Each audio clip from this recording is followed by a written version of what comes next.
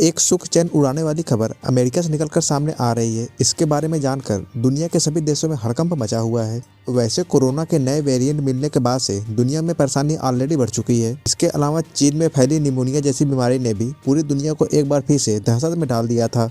लेकिन अब अमेरिका में ज़ॉम्बी डियर डिजीज का मामला सामने आया है। अमेरिका के येलोस्टोन नेशनल पार्क में इस बीमारी के केस मिले हैं। मेडिकल एक्सपर्ट की तरफ से इंसानों में फैलने को लेकर चिंता जाहिर की गई है। अमेरिका की सरकार ने अपने मेडिकल टीम को हाई अलर्ट पे रखा है। ऐसा पहली बार हुआ है कि यह बीमारी इंसानों में देखने को मिली है, जबकि इसके पहले यह बीमारी कभी भी इंसानों में देखने को नहीं मिली थी। इसके जितने भी केस मिले थे वे सभी के सभी जानवरों में थे। इस घातक बीमारी को क्रॉनिक वेस्टिंग डिजीज यानी कि CWD भी कहते हैं। अब सवाल यह उठता है कि आखिर यह बीमारी है क्या और यह किस तरह से इंसानों को अपना शिकार बना रही है। तो चलिए पहले इसके बारे में समझते हैं। अब दरअसल अमेरिका के स्वास्थ्य एजेंसी CDC ने बताया है कि ज़ॉम्बी डियर डिजीज एक खतरनाक बीमारी है। एजेंसी की तरफ से यह कहा गया है कि सबसे पहले यह बीमारी हिरण और चूहों में देखने को मिलती थी, जिस वजह से इस बीमारी से निपटने के कोई पुख्ता इंतजाम नहीं किए गए थे। बेसिकली CWD प्रियन वायरस जिनके भी अंदर प्रवेश करता है यह उनके दिमाग को धीरे धीरे खाना शुरू कर देता है। ज़ॉम्बी डियर डिजीज की वजह से दिमाग और रीढ़ की हड्डी में कोशिकाएं असमान रूप से मुड़ जाती हैं। इसके बाद यह आपस में चिपकने लगती हैं। संक्रमित होने के करीब 1 साल बाद मनोभ्रंश, लड़खड़ाहट, लार आना और गुस्सा आना जैसे लक्षण नजर आने लगते हैं। इस बीमारी में दर्द इतना भयंकर होता है और सर इस तरीके से फटता है कि रोगी जिंदगी से ज्यादा मौत की दुआ मांगता है। अब सबसे अधिक चिंता वाली बात यह है कि अभी तक इस बीमारी का कोई भी टीका या दवा नहीं बनाया गया है। फिलहाल तो इस बीमारी को धीमी गति से चलने वाला आपदा माना जा रहा है,